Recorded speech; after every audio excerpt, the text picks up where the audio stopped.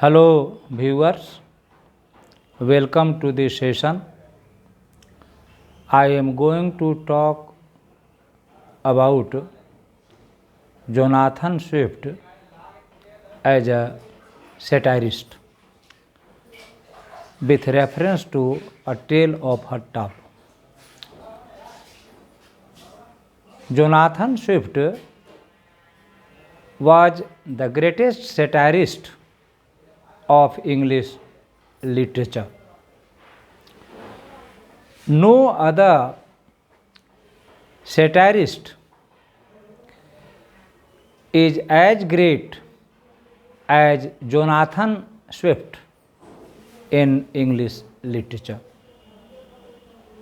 Though Jonathan Swift has satirized many things of human life, but he has satirized human sapien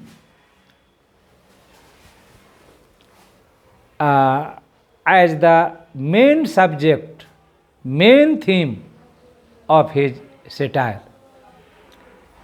Jonathan Swift writes, he hates what is called human sapiens, though he loves Peter and some other temple and some other people, individuals. Satire was in Swift's blood. It was kept under control while Sir William Temple lived, but after his death, Swift gave free rein to his satiric impulse. Whether he was writing of the intrigues of the courtiers in London or the atrocities of the English in Ireland, whether he was exposing the false learning of the pedants and critics or the false pretense of an almanac maker, his aim throughout was to make sin and folly bleed. As the spokesman of the Tory ministry, he lashed the names in the pages of his pamphlets and the Examiner, and when he could no longer write anything openly, his satire on human nature took the form of his imaginary voyages, as we find in his Gulliver's Travels. Swift was always serious. Satire for Swift was no laughing matter. Addison and Steele laughed gently at the fables of their fellow men and tried to correct them by showing how ridiculous their small weaknesses looked. Swift, on the other hand, was a ferocious satirist, serious satirist. Sin and folly did not amuse him at all. They made him terribly angry.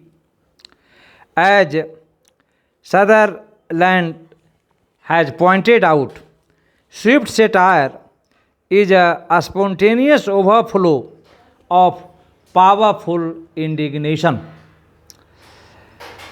Intellectual satire. Swift's satire was highly intellectual.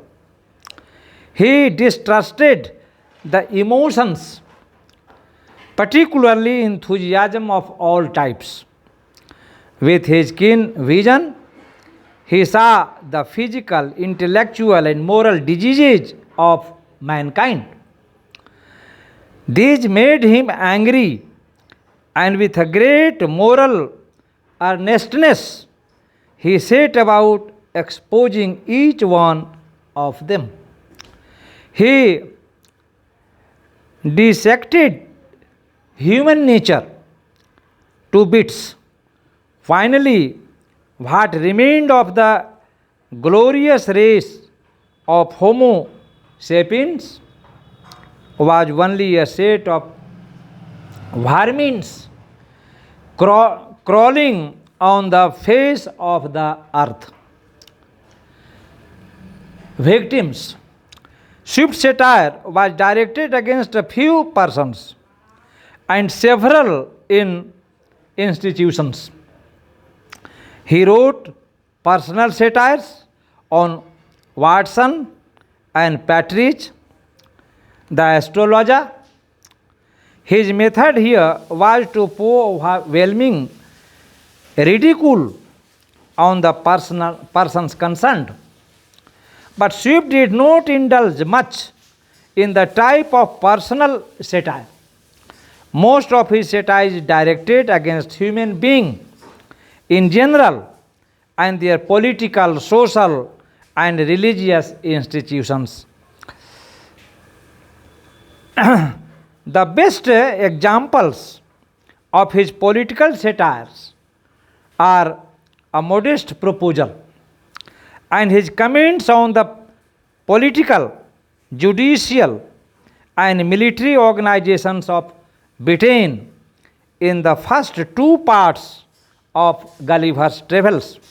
His satire against pedantry is to be found and traced in A Tale of a Tub. In A Tale of a Tub,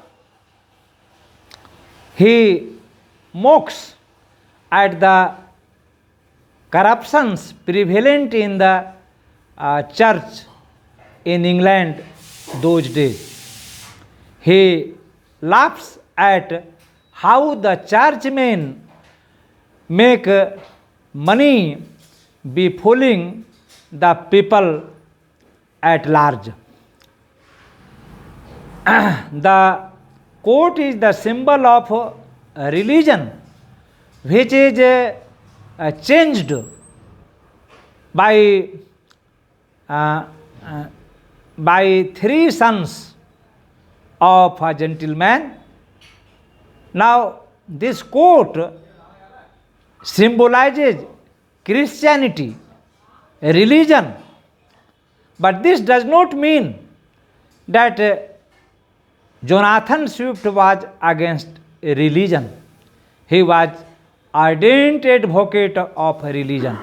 He believed that reason and religion alone can save mankind from being corrupt and depraved.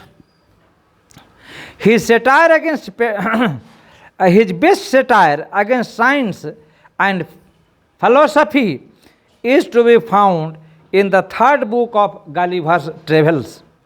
His satire against the abuses of religion is to be found in A Tale of a Tub, and his argument against abolishing Christianity. Main target, man himself.